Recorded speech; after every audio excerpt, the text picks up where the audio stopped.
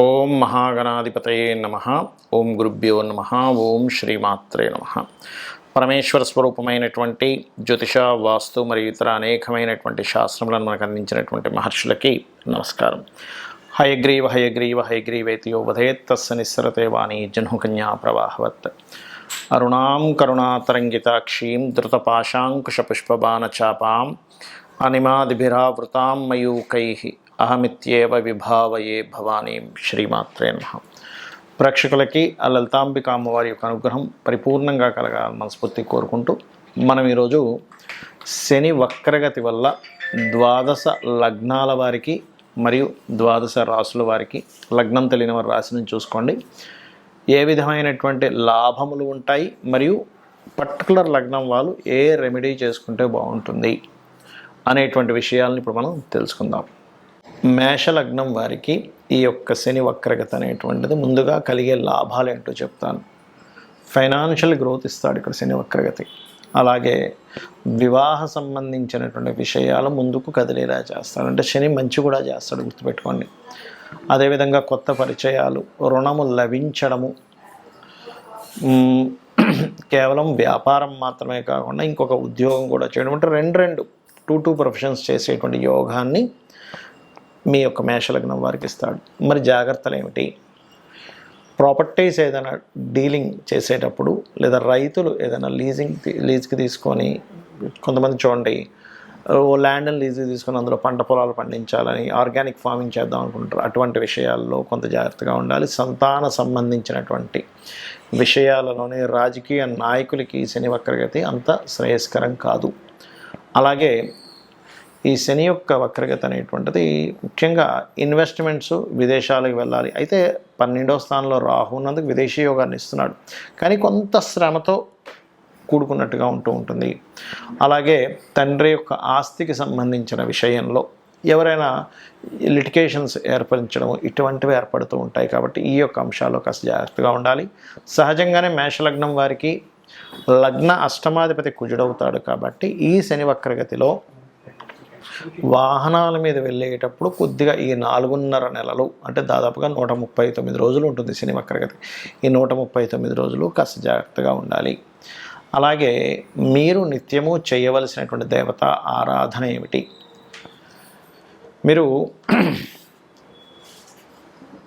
సూర్య భగవాను ఆరాధించడము, శనివారాలు ముఖ్యంగా రవి శని గ్రహాల దగ్గర దీపారాధన చేయడము, శని కుజ గ్రహాల దగ్గర కూడా, అంటే రవి శని కుజ 3 గ్రహాల దగ్గర దీపారాధన చేయడము అనేటువంటిది మంచిది. అలాగే మరొక విషయం ఏంటంటే, ఇక్కడ ఈ యొక్క సమయంలో గోవుకి క్యారెట్స్, బెల్లము ఇవి కనుక తినిపించినట్లయితే బాగుంటుంది. సహజంగానే మేషలగ్నం వారికి 6వ స్థానంలో కేతువు ఉన్నందుకు ఈ కేతువు మారే వరకు, అంటే ఈ శని వక్రగతి 4.5 months, అంటే దాదాపుగా 139 daysకే కాకుండా ఈ కేతువు ఒక 1 year వరకు మారడు. కాబట్టి అప్పులు ఇవ్వడము, తీసుకునేటువంటి అంశాలలో కూడా కాస్త జాగ్రత్తగా ఉంటుంది. నిత్యము సూర్య నమస్కారాలు ఎక్కువగా చేస్తూ ఉండండి. మిమ్మల్ని కర్మ నుంచి, పాపకర్మ నుంచి బయటపడేయడం జరుగుతుంది. కొంతమందికి లగ్నం కానీ, రాశి కానీ, నక్షత్రం కానీ తెలియదు. అటువంటి వారు ఏ పరిహారం చేసుకోవాలి, ముఖ్యంగా అటువంటి వారు ఏ జాగ్రత్తలు పర్టికులర్గా తీసుకోవాలి శని వక్రగతిలో ఉన్నప్పుడు? అంటే దేని మీద జనరల్గా అందరికీ ఎఫెక్ట్ చూపిస్తుంటుంది అంటే ఇన్వెస్ట్మెంట్స్. మనం ఎక్కడైనా ఒక ఇన్వెస్ట్మెంట్ చేస్తున్నప్పుడు, అది ల్యాండ్ కానివ్వండి, చదువు మీద కానివ్వండి, బిజినెస్ మీద కానివ్వండి, ఇన్వెస్ట్మెంట్ చేసేటప్పుడు కాస్త చూసి ఇన్వెస్ట్మెంట్స్ చేయాలి అనేటువంటి చూపిస్తుంది. అదేవిధంగా శని వక్రించినప్పుడు ఏంటంటే పర్టికులర్గా దాని యొక్క ప్రభావం అనేటువంటిది పితృస్థానము, మాతృస్థానాలు అంటారు. అంటే రవిచంద్ర రాసుల మీద దాని ప్రభావం ఉంటుంది. కాబట్టి ఎవరైనా సంతానం సంబంధించినటువంటి ప్రయత్నాలు, అందులో ప్రత్యేకంగా IUIలు, IVFలు చేయించుకునేటువంటి వారు కొంత జాగ్రత్త వహిస్తూ ఉండాలి. అలాగే ఈ శని యొక్క వక్రగతి పర్టికులర్గా ఏలినాటి శని, అర్ధాష్టమి శని, అష్టమి శని ఉన్నటువంటి వారికి దాని ప్రభావం కొంత తగ్గుతుంది. అది ఏ రాశుల వారికి అంటే, ఇప్పుడు చూడండి, మనకి ఈ మకర రాశి ఉందనుకోండి, మకర రాశి వారికి ఏలినాటి శని లేదు, వెళ్ళిపోయింది. కానీ వక్రగతి వెనక్కి రావడం వల్ల మకర రాశి వారికి కొంత ఏలినాటి శని ప్రభావం ధనస్థానం మీద పడుతూ ఉంటుంది. మన కుంభరాశి వారికి జన్మంలో ఉన్నటువంటి శని వెనక్కి వెళ్ళినట్టు అవుతూ ఉంటుంది. అంటే ఏమిటి, కొంచెం స్ట్రెస్ తగ్గుతూ ఉంటుంది. మీనం వారికి ఏలినాటి శని ప్రారంభమై 1.5 year అయినప్పటికీ ఇప్పుడు మరలా ఏలినాటి శని లేని ప్రభావం కనిపిస్తూ ఉంటుంది. అలాగే కర్కాటకం వారికి అష్టమ శని ప్రభావం తగ్గడము, వృశ్చికం వారికి అర్ధాష్టమ శని ప్రభావం తగ్గుతూ ఉంటుంది.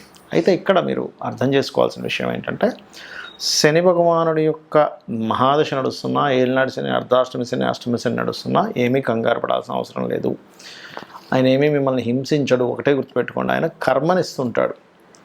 కర్మ అనేటువంటిది మనం చేసేటప్పుడు శ్రమ అనేటువంటిది ఖచ్చితంగా ఉంటుంది. ఎందుకంటే శని భగవానుడు శ్రమకారకుడు, కర్మకారకుడు, ఆలస్యానికి కారకుడు, మందుడు అంటూ ఉంటారు జ్యోతిష్ శాస్త్రంలో. అందుకని ఏమిటి, కాస్త శ్రమ ఆలస్యం అవుతుంది, ఇంతే గుర్తుపెట్టుకోండి.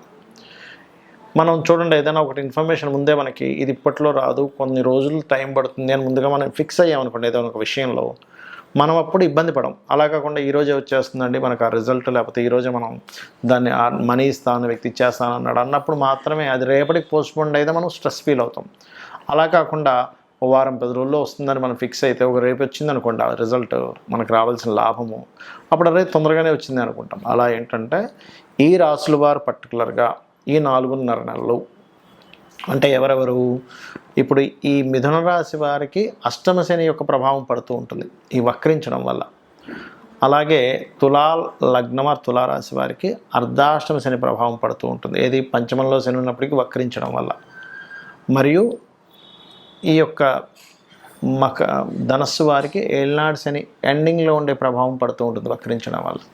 వీరు కొంత జాగ్రత్త వహిస్తూ ఉండాలి. అలాగే ఇక్కడ ముఖ్యమైనటువంటి విషయం ఏంటంటే, చాలామంది వాళ్ళ జన్మజాతకంలో ఉన్నటువంటి ప్లానటరీ పొజిషన్స్ ఏమిటి, పిఏసి అంటారు, అంటే ప్లేస్మెంట్ ఆస్పెక్ట్ కంజంక్షన్ ఏమిటి, మహాదశ ఏం నడుస్తుంది, ఏ గ్రహం బలంగా ఉంది, ఏ గ్రహం బలహీనంగా ఉంది అనేటువంటి విషయాన్ని పరిశీలించడం మానేసి కాలసర్పదోషం ఉంది, లేకపోతే సర్పదోషం ఉంది, లేనట్లయితే ఏలినాటి శని నడుస్తుంది, ఇంకోటి ఏదో స్త్రీదోషం ఉంది, పితృదోషం ఉంది, అందుకే నేను జీవితంలో ఎదగలేకపోతున్నాను అనుకుంటారు. అది కేవలం ఆ పార్ట్ వరకే.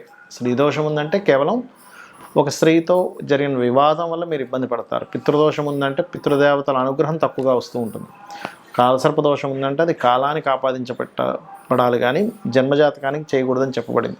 సర్పదోషం ఉందంటే కొంచెం మనిషికి కోప స్వభావం ఎక్కువగా ఉంటుంది, సడన్గా అప్ అండ్ డౌన్స్ వస్తుంటాయి, అంతవరకే. కానీ మిగతా మన జాతకం మొత్తం అదొకటే రూల్ చేస్తుంది అనుకోకూడదు. ఒకవేళ ఆ దోషం ఉన్నప్పటికీ కూడా చాలా సింపుల్గా సర్పదోషం ఉన్నటువంటి వారు రాహుకేతు గ్రహాల దగ్గర దీపారాధన, రావి చెట్టు చుట్టూ ప్రదక్షిణాలు చేసుకోవడము, సర్ప ఆరాధన చేయడము, కాళహస్తికి వెళ్ళి రావడం చేస్తూ ఉంటే అది పూర్తిగా తగ్గిపోతుంది. దాని గురించి టెన్షన్ పడక్కర్లేదు. ఏలినాటి శని, అర్ధాష్టమ శని, అష్టమ శని నడిచేటప్పుడు మీరు చక్కగా ఏంటంటే కాస్త మధ్యాహ్నం పూట నిద్రించడం మానేయాలి. అది అనారోగ్యము చిన్నపిల్లలకి, స్త్రీలకి వర్తించదు. మళ్ళీ ఇది ఆరోగ్యంగా ఉండేటువంటి యువకులు కనుక మధ్యాహ్నం నిద్రిస్తే ఏలినాటి శని, అష్టమ శని సమయంలో వాళ్ళకి ఆ శని ప్రభావం మరింత నెగిటివ్గా ఎక్కువ పడుతూ ఉంటుంది. వాకింగ్ ఎక్కువ చేయడము, ఎక్కువ శ్రమించడము, ఇట్లాంటివి చేస్తూ ఉండాలి. అప్పుడు దాని ప్రభావం అనేటువంటిది పడదు. అదేవిధంగా స్త్రీ శాపం ఉంటుంది, అంటే శుక్రుడు పాడైనప్పుడు సర్వసాధారణంగా అనవసరంగా మీరు స్త్రీలతో గొడవలు పెట్టుకోకూడదు. మాతృశాపం ఉన్నప్పుడు మాతృతో ఇంకా ఎక్కువ గొడవలు పెట్టుకుంటే ఆ కర్మ ఇంకా పెరుగుతూ ఉంటుంది. పితృశాపాలు ఉన్నప్పుడు తండ్రితో ఎక్కువగా గొడవలు పెట్టుకోకూడదు. ఇవన్నీ ఏంటంటే ఈ గ్రహాలు ఇవి ఎందుకు ఇలా ఏర్పడ్డాయంటే పూర్వజన్మలో చేసుకున్నటువంటి కర్మ ఆధారంగా ఇవి ఇలా వచ్చాయి.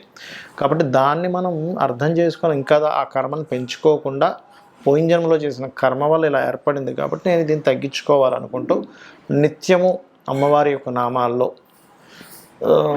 ఉదాహరణకి ఉద్యోగ సంబంధించిన ఇబ్బంది ఉంది, ఓం మాణిక్య మకుటాకార జానుద్వై విరాజితాయే నమః, లేదా ఓం శ్రీమాత శ్రీ మహారాజ్ని శ్రీమత్ సింహాసనేశ్వరియే నమః, ఇది చేసుకుంటూ ఉండండి. అలా కాదండి ఫైనాన్షియల్గా ఇబ్బంది ఉంది, ఓం సంపత్కరీ సమారూఢ సింధుర వ్రజ సేవితాయే నమః, లేదా ఓం ధర్మాధ్యక్ష ధనాధ్యక్ష ధన ధాన్య వివర్ధినియే నమః చేసుకోండి. ఆ రకంగా అప్పులు ఉన్నటువంటి వారు ఓం అపర్ణాయ నమః. ఇలా ఒక్కొక్క దానికి మన లలితా సహస్రనామాల్లో ఒక్కొక్క నామాన్ని ఇవ్వడం జరిగింది. తద్వారా మీరు అద్భుతమైనటువంటి యోగాన్ని మీరు పొందవచ్చు, ఇది గుర్తుపెట్టుకోండి. అలాగే మరొక విషయం ఏంటంటే ఇక్కడ ఈ యొక్క రాశి అంటే ఇప్పుడు మనం చెప్పుకున్నటువంటివి ఏవైతే లగ్నము రాశి ఉందో మీ పర్సనల్ చార్ట్లో మీ లగ్నరీత్యా ఏ కాంబినేషన్ ఏర్పడింది, దానికి ఏ దానం ఇవ్వాలి, సింపుల్గా ఆ గ్రహానికి దీపారాధన చేయడం ద్వారా కూడా మీరు క్లియర్ చేసుకోవచ్చు ఒక మంత్రం ద్వారా. అంతేగాని అమ్మో నాకు ఈ మహాదశ నడుస్తుంది ఏదో అయిపోతుంది అనేటువంటిది పెట్టుకోకండి. కర్మ చేస్తూ ఉండండి, మీ పని మీరు చేసుకుంటూ ఉండండి, భగవంతుడికి సమర్పిస్తూ మీ పని మీరు చేసుకుంటూ ఉండండి. ప్రతి విషయాన్ని భగవంతుడికి సమర్పిస్తూ మీరు కనుక చెయ్యగలిగితే అద్భుతమైనటువంటి ఫలితాలు మీరు పొందుతారు. శ్రీమాత్రే నమః.